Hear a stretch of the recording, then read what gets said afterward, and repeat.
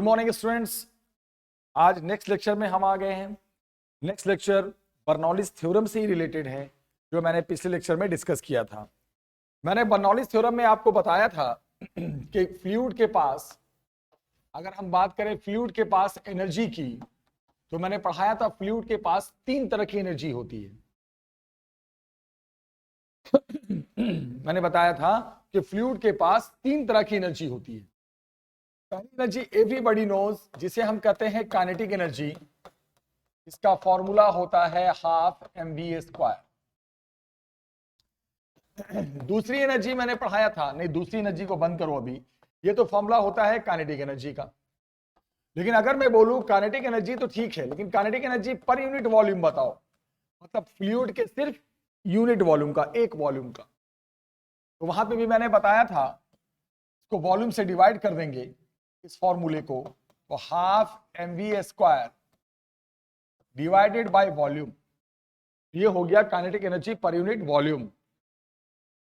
और mass upon volume क्या हो जाता है? डेंसिटी। तो ये फॉर्मूला बन गया था half rho v², mass upon volume density.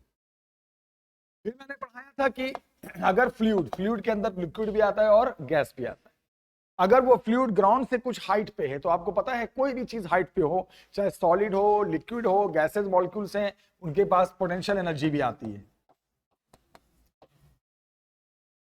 इसका फॉर्मूला होता है बेटा mgh, एवरीबॉडी नो, हाइट के हिसाब से। अब अगर मैं बोलूं कि पोटेंशियल एनर्जी उसी फ्लूइड का पर यूनिट वॉल्यूम बताओ, तो बोलोगे sir mgh divided by volume, potential energy per unit volume, यानी यूनिट वॉल्यूम का। तो मास अपॉन वॉल्यूम, डेंसिटी बन गया, आ गया रो gh। फिर मैंने कहा था ये जो दोनों एनर्जी देख रहे हो आप, ये दोनों एनर्जी, काइनेटिक एनर्जी और पोटेंशियल एनर्जी, ये सॉलिड के पास भी होता है, लिक्विड के पास भी होता है और गैस के पास भी होता है। लेकिन अगली जो एनर्जी पढ़ाने जा रहा हूं वो सिर्फ और सिर्फ फ्लूइड के पास होता है, वो एनर्जी सॉलिड के पास नहीं होता। लास्ट वीडियो में ये सब डिस्कशन हो चुका है ऑलरेडी। तो अगर मैं बोलूं उस एनर्जी को कहते हैं प्रेशर एनर्जी, जिसका फॉर्मूला है P into V, pressure into volume. लेकिन अगर मैं बोलूं प्रेशर एनर्जी, तो आपने निकाल दिया, ठीक है। अगर मैं अब बोलूं कि मेरे को pressure energy per unit volume बताओ, तो इसका मतलब डिवाइड बाय वॉल्यूम कर दोगे, PV बाय V आ जाएगा P। सॉरी। तो इस तरह तीन एनर्जी हो गई, kinetic energy, potential energy, pressure energy. तीनों एनर्जी फ्लूइड के पास पाई जाती है। ये काइनेटिक और पोटेंशियल तो सॉलिड के पास भी होती है, काइनेटिक और पोटेंशियल तो सॉलिड के पास भी होती है, बट प्रेशर एनर्जी सिर्फ और सिर्फ फ्लूइड के पास होती है। ये सब मैं पढ़ा चुका हूं। फिर मैंने एक और लास्ट लेक्चर में पढ़ाया था, क्योंकि आज मैं इसलिए रिवीजन करा रहा हूं ताकि आपको समझ में आ जाए। एक थ्योरम हमने पढ़ाया था जिसका नाम था बर्नौलीज थ्योरम। अब लोग बोलते हैं कि सर ये बर्नौलीज थ्योरम क्या चीज है, जरा समझाओ, व्हाट इज बर्नौलीज थ्योरम। तो बर्नौलीज थ्योरम में यह बताया जाता है, बेटा ध्यान से सुनिएगा मेरी बात को। बर्नौलीज थ्योरम में यह बताया जाता है कि जो total energy per unit volume, ये बताया बर्नौलीज ने कि जो टोटल एनर्जी फ्लूइड की होती है पर यूनिट वॉल्यूम, अगर कहीं पर भी कंसीडर किया जाए तो वो total energy per unit volume हमेशा कांस्टेंट रहता है। तो total energy per unit volume में क्या क्या आ गया? एक तो आ गया pressure energy per unit volume, दूसरा आ गया kinetic energy per unit volume, तीसरा आ गया potential energy per unit volume. ये तीनों एनर्जी कहीं पर भी देखोगे, कहीं पर भी फ्लूइड फ्लो कर रहा है, कहीं पर भी, यहां यहां यहां यहां यहां यहां, वो हमेशा कांस्टेंट रहे। यानी कहा जाए, इट मींस हम कह सकते हैं कि Bernoulli's theorem defines the energy conservation principle for the fluid. Bernoulli's ने क्या बताया? Total energy per unit volume. तो टोटल एनर्जी में क्या क्या आ गया बेटा? Pressure energy per unit volume, kinetic energy per unit volume, potential energy per unit volume कहीं पर भी देखोगे, कहीं पर भी during the flow you will find that all energy per unit volume remains constant. ये बात बताई थी किन्होंने? बर्नौलिस ने, एनर्जी से रिलेटेड, लेकिन उन्होंने पर यूनिट वॉल्यूम के लिए बताया था, मतलब यूनिट वॉल्यूम के लिए। इसका प्रूफ भी है, लास्ट वीडियो में है। अब मैं एक कॉन्सेप्ट बताने जा रहा हूं, जरा ध्यान से सुनिएगा, बहुत अच्छा कॉन्सेप्ट है, वेरी इंपॉर्टेंट कॉन्सेप्ट। कॉन्सेप्ट क्या है जरा सुनो। कॉन्सेप्ट ये है बेटा कि मान लो मैंने कहा कि आपके पास एक बॉडी है, बहुत जबरदस्त कॉन्सेप्ट है, जबरदस्त से भी जबरदस्त। आपके पास एक बॉडी है, बॉडी के, या ये बॉडी का अपर सरफेस है, ये बॉडी का लोअर सरफेस है। यहां पे स्पीड फ्लूइड की v1 है, यहां पे जो प्रेशर या फोर्स लग रहा है, थ्रस्ट लग रहा है फ्लूइड का, वो F1 है, प्रेशर P1 है, और ये है लोअर सरफेस, यहां पे स्पीड v2 है, यहां पे जो फोर्स लग रहा है थ्रस्ट फ्लूइड का, वो F2 है, प्रेशर P2 हो। यानी मेरे कहने का मतलब ये है बेटा कि अपर सरफेस पे सब 1 लिया है और लोअर सरफेस पे सब 2 लिया है, नंबर 2 से लिखा है। देखना, बहुत इंपॉर्टेंट कॉन्सेप्ट है। और ये माना गया है कि ये जो ग्राउंड है, ग्राउंड जमीन है, ये बॉडी कुछ हाइट पे है, ये बॉडी कुछ हाइट पे है, और ये बॉडी, जैसे मेरा हाथ देखो, ये हाथ के 2 सरफेस हैं, अपर सरफेस और लोअर सरफेस। लेकिन ग्राउंड से जो हाइट है वो ऑलमोस्ट जितना लोअर सरफेस का है उतना ही अपर सरफेस का है। इतनी थिकनेस से कोई फर्क उतना पड़ने जा नहीं रहा है। तो यहां पे एक और चीज कंसीडर किया गया है कि जितनी हाइट अपर सरफेस की है उतनी ही हाइट बॉडी के लोअर सरफेस की है। यानी इस टॉपिक में मैंने अपर और लोअर सरफेस पे जो हाइट ली है ग्राउंड से, वो ऑलमोस्ट सेम ली है। बहुत इंपॉर्टेंट कॉन्सेप्ट है, ध्यान से वीडियो देखना। तो अगर मैं इस केस में लगाऊं बर्नौलिस थ्योरम, क्योंकि फ्लूइड ही तो फ्लो कर रहा है, कहां? अपर सरफेस पे और लोअर सरफेस पे। तो अगर मैं बर्नौलिस थ्योरम लगा देता हूं, तो बर्नौलिस थ्योरम क्या है आपको पता है, देखो लगा दो। अपर सरफेस पे तीनों एनर्जी पर यूनिट वॉल्यूम, और लोअर सरफेस पे तीनों एनर्जी पर यूनिट वॉल्यूम, वो सेम रहेगा। तो लगाते हैं अपर सरफेस पे, चलो बताओ बेटा। P1 plus half rho V1 square plus रो जी एच, क्योंकि हाइट मैंने सेम ही रखा है। उधर लगा दो लोअर सरफेस पे P2 plus half rho V2 square plus रो जी एच। H1 H2 तो है नहीं, क्योंकि मैंने क्या कहा था, अपर और लोअर सरफेस की हाइट ग्राउंड से सेम ली गई है, तो H1 H2 का तो कोई मतलब बनता नहीं। यहां से row G H and row G H क्या हो गया, कैंसिल। अब जब कैंसिल हो गया तो मैं इसको लिख सकता हूं P2 minus P1 is equal to rho by 2 V1 square minus V2 square. मैंने क्या किया बेटा, मैंने प्रेशर एक तरफ कर दिया और वेलोसिटी को एक तरफ कर दिया। बोलोगे सर अब क्या हुआ? अब मैं जो चीज कराने जा रहा हूं वो देखो, अब क्या होने जा रहा है। अब मैं जो कॉन्सेप्ट पढ़ाने जा रहा हूं वो देखो। अब अगर मैं कहूं कि भाई अगर V1 बड़ा हो जाए V2 से, यहां इसका मतलब ये हुआ कि सर आप यही बोलना चाह रहे हो कि जो फ्लूइड की स्पीड है वो अपर सरफेस पे ज्यादा हो जाए और लोअर सरफेस पे कम हो जाए।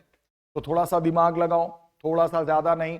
अगर V1 V2 से बड़ा हो जाएगा, ये V1 बड़ा हो जाएगा, V2 बड़ा हो जाए, V1 बड़ा हो जाएगा, V2 छोटा हो जाएगा, तो ये पूरा आंसर पॉजिटिव रहेगा, क्योंकि डेंसिटी कभी नेगेटिव होती नहीं है। और बोल रहा हूं V1 बड़ा है V2 से, मैथमेटिकली ये लार्ज ये स्मॉल, तो ये डिफरेंस ऑटोमेटिक पॉजिटिव ही रहेगा। आई मीन टू से उस केस में क्या होगा कि P2 माइनस P1 जो होगा वो ग्रेटर देन 0 होगा। पॉजिटिव का मतलब होता है, ये पॉजिटिव का मतलब ये पूरा ग्रेटर देन 0, यानी इधर जाएगा तो क्या हो जाएगा बेटा, P2 ग्रेटर देन P1। इस केस में नीचे वाले सरफेस पे जो प्रेशर होगा, जो फोर्स होगा, जो भी बोलो, प्रेशर बड़ा होगा तो फोर्स भी, प्रेशर फोर्स सब बड़ा होगा नीचे वाले सरफेस पे।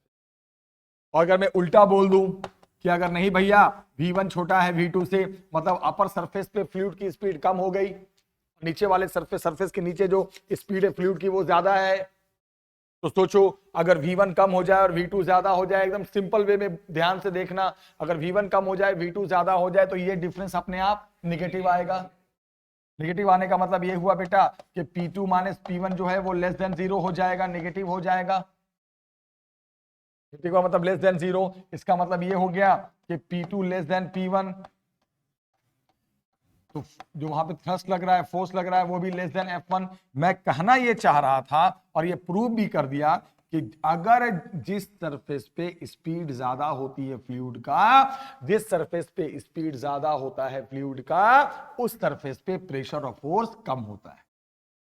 देखो आप दिख रहा है ना, अपर सरफेस V1 कहां है, अपर सरफेस पे अगर स्पीड ज्यादा होगी इसकी फ्लूइड की लोअर सरफेस पे फ्लूइड के कंपैरिजन में, तो देखो प्रेशर उल्टा हो गया, फोर्स उल्टा हो गया। अब यहां देखो उल्टा है, लोअर सरफेस पे स्पीड कम हो गई फ्लूइड की, तो यहां देखो फोर्स और प्रेशर।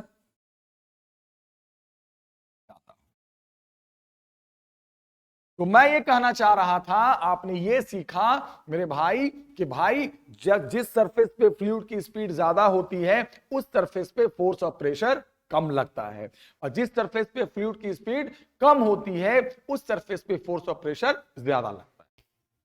तो बहुत इंपॉर्टेंट कॉन्सेप्ट है, मोस्ट इंपॉर्टेंट कॉन्सेप्ट। क्या सीखा आपने, फिर से देखो वंस अगेन, ये मैंने प्रूव तो कर दिया।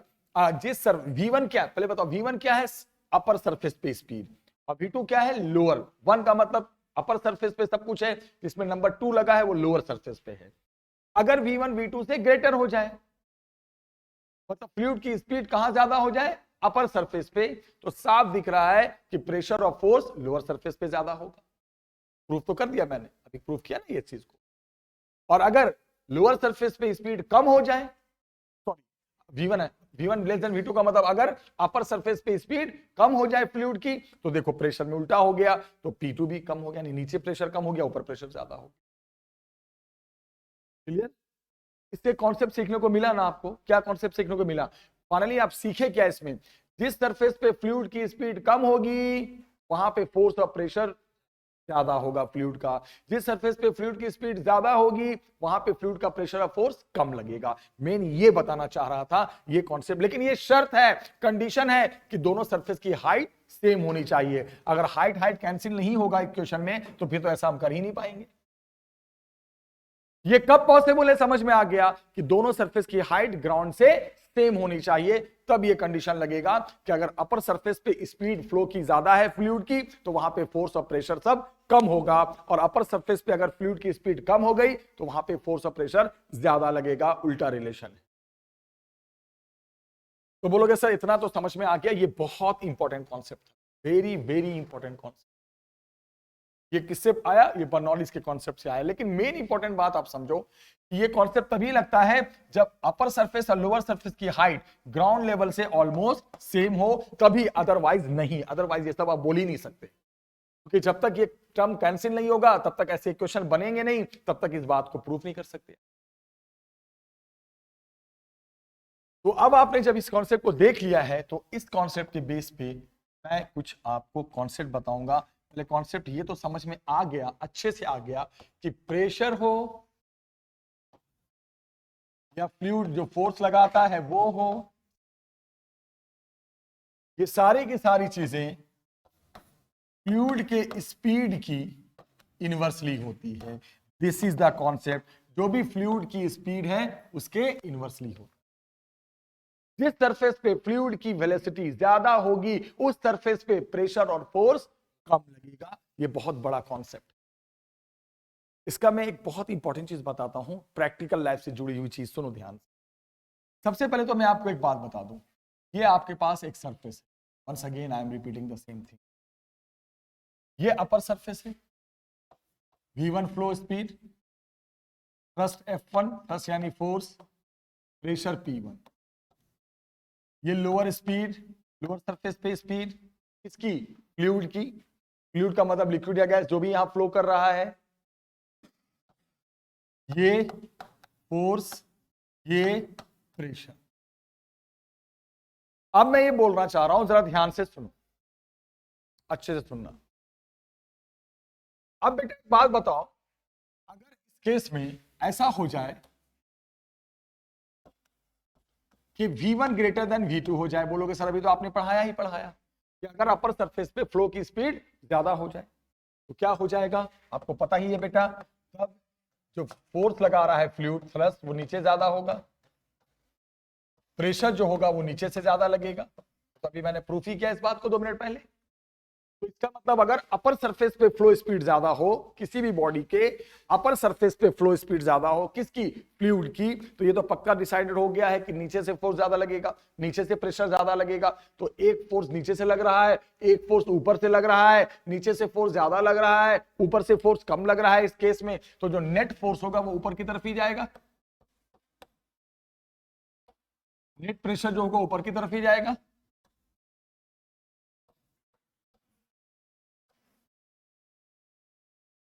ऑब्वियसली, लेकिन ये कब होगा, जब ऊपर स्पीड ज्यादा हो फ्लो की, नीचे स्पीड कम हो। तो जब ऊपर स्पीड ज्यादा होगी तो ऊपर से फोर्स प्रेशर कम लगेगा, नीचे स्पीड कम होगी तो नीचे से फोर्स प्रेशर ज्यादा लगेगा। तो नेट फोर्स तो ऊपर की तरफ जाएगा क्योंकि नीचे से ज्यादा लग रहा है। तो ब्रेन लगाओ, तो पक्की बात है। तो उस केस में जो मैं पढ़ाना चाह रहा हूं जरा ध्यान से सुनिए। अब मैं इस पे लगा दूं बर्नौलीज थ्योरम, तो बोलोगे सर लगा दो, सर मैं भी लगाता हूं, 2 मिनट का टाइम दो मेरे को। अगर मैं बर्नौलीज थ्योरम लगा देता हूं तो क्या लग जाएगा बेटा, तो जो नेट फोर्स है, पहले इसका इक्वेशन भी बना देते हैं, P1 plus half rho V1 square, उधर आ जाओ तो P2 plus half rho V2 square. Clear? कौन बड़ा प्रेशर है, P2, नीचे से ज्यादा लग रहा है क्योंकि इस केस में ऊपर स्पीड ज्यादा है, नीचे स्पीड कम है, तो नीचे से प्रेशर फोर्स ज्यादा लगेगा। तो नेट के लिए क्या करेंगे, P1 माइनस P2 करेंगे या P2 minus P1, P2 minus P1, क्योंकि P2 बड़ा है। तो जब इधर लाओगे P1 को उधर ले जाओगे तो क्या बन जाएगा equation, rho by 2 V1 square minus V2 square. यहां पे जो नेट फोर्स है वो क्या है, नेट फोर्स ऊपर की तरफ लग रहा है, ऑब्वियसली F2 माइनस F1 है। जब दो फोर्स अपोजिट डायरेक्शन में लगे तो नेट फोर्स माइनस करके निकलता है, और जो बड़ा फोर्स है उसे हम पहले रखते हैं। नेट प्रेशर क्या हो जाएगा, ऑब्वियसली P2 माइनस P1 आ गया, P2 माइनस P1, इसे क्या कहेंगे हम, net pressure, rho by 2 V1 square minus V2 square. ऐसे निकलता है नेट प्रेशर, जो ऊपर की तरफ काम करता है, ये ऐसे निकलता है, ऐसे, दिस इज। अब बोलो नेट फोर्स क्या लगेगा सर, अभी बता देते हैं। फोर्स इजिकल टू होता है प्रेशर इनटू एरिया। तो एक बार नेट प्रेशर आ गया, नेट प्रेशर निकालकर उस बॉडी के एरिया से मल्टीप्लाई कर दो तो नेट फोर्स आ जाएगा ऊपर की तरफ जो लग रहा है। ऐसे निकलता है बॉडी पे लगने वाला नेट ऊपर की तरफ प्रेशर। पहले क्या निकलेगा, नेट प्रेशर, कहां से निकलेगा, इक्वेशन से। फिर नेट फोर्स कितना उसको ऊपर की तरफ लग रहा है वो ऐसे निकलेगा, एरिया मल्टीप्लाई करो। अब जरा सुनने वाली बात है, जब ये निकल गया तो क्या पढ़ाना चाह रहा हूं, ये दोनों बहुत, पहले आप क्या निकालोगे, पहले आप निकालोगे नेट प्रेशर, फिर निकालोगे नेट फोर्स। ये नेट फोर्स किधर लगेगा, ऊपर की तरफ लगेगा। ऊपर की तरफ क्यों लगेगा भाई मेरे, इसलिए क्योंकि इस केस में सरफेस के ऊपर फ्लूइड स्पीड ज्यादा है और सरफेस के नीचे फ्लूइड स्पीड कम है। अब जो पढ़ा रहा हूं वो सुनो। अब हर बॉडी का अपना मास होता है, बोलोगे हाँ सर बिल्कुल मास होता है, बॉडी का मास तो होता ही है। तो जो बॉडी का मास होगा तो ऑब्वियसली बात है बॉडी का वेट होगा नीचे की तरफ, और नेट फोर्स किधर लग रहा है, ऊपर की तरफ लग रहा है। इस केस में, किस केस में, जब सरफेस के ऊपर फ्लूइड स्पीड ज्यादा है। अब क्या बताया गया, जरा सुनो, ध्यान से सुनो। अब इसमें यह बताया जाता है बेटा कि अगर, ध्यान से सुनना, अब ये जो नेट फोर्स लग रहा है ऊपर, जो हमने इधर से निकाला इक्वेशन से, नेट फोर्स कैसे, अगर ये नेट फोर्स बॉडी के वेट के बराबर है, नेट फोर्स ऊपर की तरफ ही लगेगा इस केस में, अभी समझाया। अगर ये नेट फोर्स बॉडी के वेट के बराबर है, वेट यानी mg के बराबर है, तो वो बॉडी हवा में ही है, तो हवा में, तभी तो हवा में है ना ये बॉडी, तब उसे कहते हैं लेवल फ्लाइट। तब वो बॉडी लेवल फ्लाइट में है। लेवल फ्लाइट का मतलब ये होता है कि वो बॉडी हवा में ही एक लेवल में ऐसे चल रही। तो कोई भी चीज हवा में जब होती है, ग्राउंड से हाइट पे होती है, और जैसे एरोप्लेन देखो ना, ऐसे उड़ रही है, ऐसे ऐसे उड़ रही है, एक ही लेवल में, तो इसका मतलब ये कंडीशन है। कभी वो कोई भी चीज हवा में अगर एक ही लेवल में उड़ रही है, एक ही लेवल में चल रही है, तो जरूर यही सब हुआ है। यानी बॉडी के सरफेस स्पीड ज्यादा है हवा की, एयर की, फ्लूइड की, और बॉडी के सरफेस के नीचे एयर फ्लूइड की स्पीड कम है। इससे सारा कॉन्सेप्ट लगा, नेट फोर्स ऊपर लगने लगा जो हमने समझाया अभी फिजिक्स का कॉन्सेप्ट, और वो बॉडी के वेट के बराबर है, इसीलिए वो बॉडी एक ही लेवल में हवा में फ्लाइट कर रही है। इसे कहते हैं लेवल फ्लाइट। तो कोई भी चीज हवा में अगर एक ही लेवल में चलती है तो उसके साथ यही होता है, तभी वो लेवल फ्लाइट में रहती है। लेवल फ्लाइट का मतलब होता है एक ही लेवल में चलना, एक ही लेवल में चलना। और अगर ध्यान से देखना, बहुत इंपॉर्टेंट क्लास है, और अगर ये जो नेट फोर्स ऊपर की तरफ लग रहा है, अगर ये बॉडी के वेट से ज्यादा हो जाए तो बॉडी लेवल में नहीं रहेगी, बॉडी फिर हवा में उठने लगेगी ऊपर, तो उसे कहते हैं डायनेमिक लिफ्ट। उसे कहते हैं डायनेमिक लिफ्ट। डायनेमिक का मतलब होता है बेटा मोशन। डायनेमिक का मतलब मोशन, मोशन के दौरान हवा में उड़ जाना, this is called dynamic lift. तो एक बहुत बड़ी बात बताई मैंने आपको, बहुत बड़ी बात। मैं आपको समझाऊं, कोई भी चीज अगर हवा में एक ही लेवल में फ्लाइट कर रही है, एक ही लेवल में चल रही है, या हवा में ऊपर उठ रही है, तो उसके साथ यही होना चाहिए, अदरवाइज पॉसिबल ही नहीं है। क्या होना चाहिए? यानी उस बॉडी के सरफेस के ऊपर स्पीड फ्लो की ज्यादा होनी चाहिए। किसकी? एयर की। हवा में तो एयर ही, ऊपर तो एयर ही रहेगा, वाटर तो रहेगा नहीं।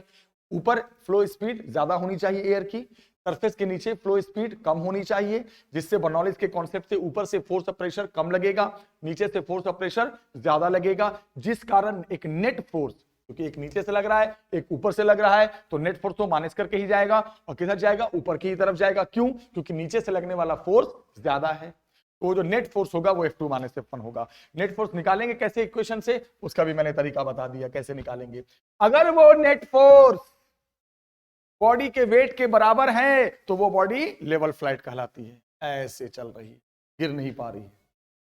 और अगर वो नेट फोर्स जो ऊपर की तरफ लगा है इस कॉन्सेप्ट में, अगर वो बॉडी के वेट से ज्यादा हो जाए तो वो हवा में फिर धीरे धीरे लेवल फ्लाइट नहीं रहेगी, ऐसे ऐसे उठने लगेगी। इसको कहते हैं डायनेमिक लिफ्ट। यानी बॉडी का लेवल में चलना या बॉडी का हवा में उठ जाना, सबके पीछे यही कॉन्सेप्ट है, अदरवाइज दूसरा कॉन्सेप्ट नहीं है। इसी को कहते हैं concept of level flight, and इसको कहते हैं कॉन्सेप्ट ऑफ डायनेमिक लिफ्ट। बहुत इंपॉर्टेंट टॉपिक। अब आप बोलोगे सर जब आपने इतना बता दिया तो इसके दो चार एग्जांपल बता दो, दोनों के एग्जांपल बताओ। मैं बता देता हूं, जैसे सबसे पहला एग्जांपल बताता हूं, जरा सुनिएगा। सबसे अच्छा एग्जांपल एरोप्लेन का है। एरोप्लेन में भी तो यही होता है मेरे भाई। अगर एरोप्लेन, सुनो ध्यान से कान खोल के, अगर एरोप्लेन हवा में ऐसे एक ही लेवल में पायलट लेकर जा रहा है ऐसे ऐसे, तो समझ जाना उसके साथ ये वाला कंडीशन है। यानी कि एरोप्लेन के जो विंग्स होते हैं, मेन तो विंग का खेल है, विंग। एरोप्लेन में दो ही चीज का खेल होता है, इंजन और विंग्स, बाकी तो डब्बा है बैठने का। कहा जाता है कि जो एरोप्लेन के विंग्स होते हैं, विंग्स, उसके ऊपर वाले सरफेस पे स्पीड ज्यादा रहती है, नीचे वाले सरफेस पे हमेशा स्पीड कम रहती है। इस तरह एरोप्लेन के विंग को डिजाइन किया जाता है। क्यों? क्योंकि अगर ऊपर स्पीड ज्यादा होगी, नीचे स्पीड कम होगी, तो इसी कॉन्सेप्ट से नेट फोर्स ऊपर की तरफ लगेगा। नेट फोर्स ऊपर की तरफ कब लगेगा? जब अपर सरफेस पे स्पीड ज्यादा हो और लोअर सरफेस पे स्पीड कम हो। तो ये होता है एरोप्लेन के विंग के ऊपर नीचे, और उस केस में नेट फोर्स लगता है। अगर वो नेट फोर्स एरोप्लेन के वजन के बराबर है तब तक तो एरोप्लेन लेवल फ्लाइट में है, और अगर वो ऊपर लगने वाला नेट फोर्स पूरे एरोप्लेन पैसेंजर के वेट से ज्यादा हो गया, तब उस केस में वो फ्लाइट ऊपर उठने लगती है। तो एरोप्लेन का लेवल में चलना या एरोप्लेन का ऊपर उठ जाना कॉन्सेप्ट। लेकिन ये सब कब है? जब विंग के अपर सरफेस पे स्पीड ज्यादा होनी चाहिए और लोअर सरफेस पे स्पीड कहीं उलट गया मामला, फिर तो नीचे गिर जाएगा। अगर मान लो ऊपर कम हो जाए नीचे ज्यादा हो जाए तो क्या हो जाएगा? ऊपर से फोर्स ज्यादा लगेगा, नीचे से फोर्स कम लगेगा, तो ये तो नीचे की तरफ धक्का देके गिरा देगा, क्रैश, खत्म, सब खत्म। ऐसा थोड़ी है। और एग्जांपल बताता हूं इसका। यूएस वगैरह में, अमेरिका में ना तूफान आते हैं जिसे हम टॉर्नेडो कहते हैं। घर की जो छतें हैं वो उड़ जाती हैं, इतने तेज तूफान आते हैं। छतें कंक्रीट वाली नहीं, दूसरी जो नॉर्मल छतें होती हैं। होता भी वही है, वहां भी यही कॉन्सेप्ट है। जब तेज का तूफान आता है, तेज का स्टॉर्म आता है, तो ऑब्वियसली बात है जो छत के ऊपर है वो फ्लो स्पीड बहुत ज्यादा होगी, हवा तेज तेज चल रही होगी, छत के ऊपर स्पीड ज्यादा होगी और छत के नीचे, रूफ के नीचे स्पीड कम होगी। हो गया वही कॉन्सेप्ट, ऊपर से ज्यादा स्पीड, नीचे कम स्पीड। ऊपर फोर्स ज्यादा लगेगा, नीचे से फोर्स कम लगेगा, नेट फोर्स ऊपर की तरफ लगेगा। जैसे ही वो नेट फोर्स छत के वेट से ज्यादा हो जाएगा तो छत कहां रहेगी? ज्यादा। किसी भी चीज का लेवल में चलना या हवा में उड़ जाना, हर हाल में अपर सरफेस की स्पीड ज्यादा होनी चाहिए, लोअर सरफेस की स्पीड कम होनी चाहिए, तभी ये पॉसिबल है। और बताता हूं, क्रिकेट कौन नहीं जानता, हर कोई क्रिकेट देखता है। क्रिकेट में एक कॉन्सेप्ट बताता हूं, सब इसका एग्जांपल। क्रिकेट में आपने देखा होगा स्पिनर जो स्पिन कराता है बॉल को। क्रिकेट में स्पिनर देखो, स्पिन कराते हुए बॉल को फेंकता है। तो आपने देखा होगा क्रिकेट में जो स्पिनर होता है, स्पिनर, एक अच्छा स्पिनर किसे कहते हैं क्रिकेट में? जिसका बॉल स्पिन करते हुए जाए और बिल्कुल जाकर बैट्समैन के पैरों पे गिरे, मतलब 20 मिनट टप्पा खा जाए। अगर बॉल में स्पिन, क्योंकि देखो फास्ट बॉलर जो होता है ना बेटा, वो बॉल को बहुत तेज फेंकता है, बॉल के पास मोमेंटम होता है, वो मोमेंटम से फेंकता है बॉल को। लेकिन स्पिन बॉलर में आपने क्रिकेट में देखा होगा, वो बहुत आराम से, धीरे से बॉल को डालता है। एक अच्छा स्पिनर कौन है? एक अच्छा स्पिनर वो है जिसका बॉल स्पिन करता हुआ या तो बल्ले तक पहुंच जाए या पैर के पास गिरे। क्योंकि जैसे ही वो बॉल स्पिन करते हुए पैरों पे गिरेगा, पैर पे टप्पा खाने के बाद बैट्समैन को पता ही नहीं चलेगा कि वो बॉल किधर गया, वो किधर शॉट खेले, आउट होने के चांस होंगे। या डायरेक्ट बल्ले पे भी पहुंच गया तब भी वो तेज शॉट खेलेगा, तो बॉल में तो स्पिनिंग इफेक्ट है, वो हवा में भी ऐसे ऐसे स्पिन करेगी जिससे एयर फ्रिक्शन उसको दूर तक जाने नहीं देगा और बीच में कैच हो जाएगा। तो एक अच्छा स्पिनर वो है जिसको बॉल स्पिन करते हुए बीच में टप्पा ना खाए, बैट्समैन तक पहुंच जाए, क्योंकि बॉल में तो मोमेंटम होता नहीं है। तो वहां पर भी यही कॉन्सेप्ट है। अब आपको बताता हूं कैसे वहां लगता है बर्नौलिस, वहां पे कैसे लगता है बर्नौलिस, बताता हूं। देखो, आपने देखा होगा क्रिकेट में अक्सर सभी लोग देखते हैं कि जो बॉलर होता है वो बॉल को पकड़ के यूं पैंट में खूब रब करता है और बॉल को फिर ऐसे शाइन भी कराता है। वो पता क्या करता है, बॉल का आधा हिस्सा, हाफ पार्ट, ये कोशिश करता है हाफ पार्ट कि एकदम रफ हो जाए, फुल नहीं, हाफ। पूरी पार्लों से रगड़ रहा है, वो सिर्फ हाफ पोर्शन को रफ करता है और हाफ पोर्शन को बिल्कुल शाइन करता है। कभी कभी केमिकल लगाता है, जो बॉल टेम्परिंग केस हो जाते हैं, फाइन लेना पड़ता है बॉलर को। वो लोग ऐसा क्यों करता है सर हाफ पोर्शन को वो क्यों शाइन करता है और हाफ पोर्शन को क्यों रफ रखता है? वजह बताता हूं। और उसके बाद इतना करने के बाद वो बॉलर की ये कोशिश रहती है, सुनो क्या कोशिश रहती है, कि जो उसके बॉल का रफ वाला पार्ट है, रफ वाला पार्ट वो ऊपर रहे, सॉरी रफ वाला पार्ट नीचे रहे। बेटा मैंने बना दिया, तो उसका रफ वाला पार्ट है बेटा, जो रफ पोर्शन है, रफ पोर्शन, ये आधा पोर्शन रफ बना देता है और आधा पोर्शन स्मूथ बना देता है। और ये कोशिश करता है कि जो वो बॉल डाले हवा में, तो स्मूथ पार्ट, जो बॉल का स्मूथ हिस्सा है वो ऊपर की तरफ रहे और जो बॉल का रफ हिस्सा है बेटा वो नीचे की तरफ रहे। अच्छा, ऐसा क्यों? ऐसा इसलिए कि अगर ऊपर का सरफेस स्मूथ रहेगा तो वहां पर जो फ्लो स्पीड होगी एयर की, और नीचे जो फ्लो स्पीड होगी, साफ है कि V1 बड़ा होगा V2 से, क्योंकि ऊपर स्मूथ सरफेस है। जब एयर टकराएगा उस सरफेस से तो फ्रिक्शन बहुत कम लगेगा उस पर, और नीचे वाले सरफेस से जब एयर टकराएगा तो वहां पे एयर की स्पीड कम हो जाएगी, क्योंकि फ्रिक्शन ज्यादा लगेगा। क्यों? क्योंकि नीचे का सरफेस रफ है। हो गया कहानी फिनिश? क्या कहानी बन गई? बॉल के अपर सरफेस पे स्पीड ज्यादा, लोअर सरफेस पे स्पीड कम। अगर हम रफ नहीं करते तो ऊपर भी स्पीड वही रहती, नीचे भी स्पीड वही रहती। थोड़ा कॉन्सेप्ट है, समझना है, फिजिक्स है तो कॉन्सेप्ट लगेगा ही लगेगा, परेशान होने से फायदा नहीं है। देखो इधर ध्यान से देखो, विंग को, एरोप्लेन के विंग को भी ऐसे डिजाइन किया जाता है कि ऊपर हमेशा एयर की स्पीड ज्यादा रहे, नीचे स्पीड। आखिर ये कॉन्सेप्ट लगता है कब? कोई भी चीज हवा में कब लेवल में उड़ती है या कोई चीज हवा में कब उड़ जाती है, ये तो फिक्स हो गया है कि सरफेस के ऊपर स्पीड ज्यादा होनी चाहिए और सरफेस के नीचे स्पीड। आखिर बॉल में ये कैसे पॉसिबल है कि ऊपर का सरफेस स्मूथ रखा जाए और नीचे के सरफेस को रफ रखा जाए? क्यों? क्योंकि जहां स्मूथ सरफेस होगा वहां एयर की स्पीड ज्यादा होगी, जहां रफ सरफेस होगा वहां एयर टकरा के रफ सरफेस पे फ्रिक्शन ज्यादा होता है, तो वहां पे एयर की स्पीड कम हो जाएगी। और जब सरफेस के ऊपर स्पीड ज्यादा हो गई, सरफेस के नीचे स्पीड कम हो गई, तो सारी कहानी आ गई वही वाली। वही नेट फोर्स क्या करेगा?